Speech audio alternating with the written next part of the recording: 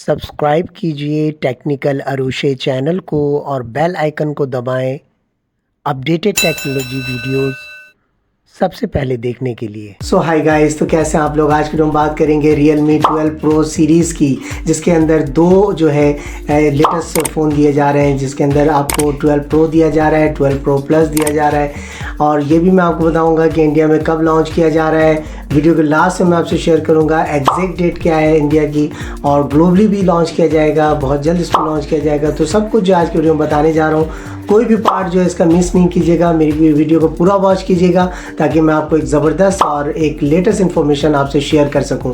तो बिना टाइम ज़ाया किए वीडियो को स्टार्ट करते हैं। So let's start.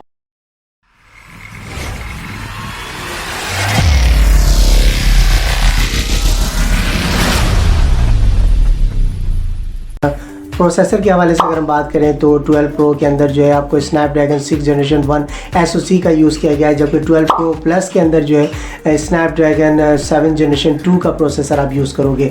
कलर का ऑप्शन इसमें एक ही दिया गया है, जो कि सब मैरीन ब्लू कलर इसमें रखा गया है। बैटरी के हवाले से बात करते हैं तो 5000 mAh की बैटरी है। देखिए, कैमरे के हवाले से अगर हम बात करते हैं तो इसमें आपको OV64B पेरिस्कोप टेलीफोटो शूटर का यूज़ किया गया है, जिसमें ये है कि आपको सोनी IMX890 का सेंसर आप यूज़ करोगे, जो कि OIS सपोर्ट के साथ आपको मिलने जा रहा है। देखिए, कमेंट बॉक्स में लाजमी शेयर कीजिएगा कि आपको कौन सा फीचर अच्छा लगा है, ताकि मुझे भी पता चले कि आपकी क्या एक्सपेक्टेशंस हैं और आप किस तरह का फीचर देखना चाहते हो। तो लाजिम मुझसे जो है ज़रूर शेयर कीजिएगा।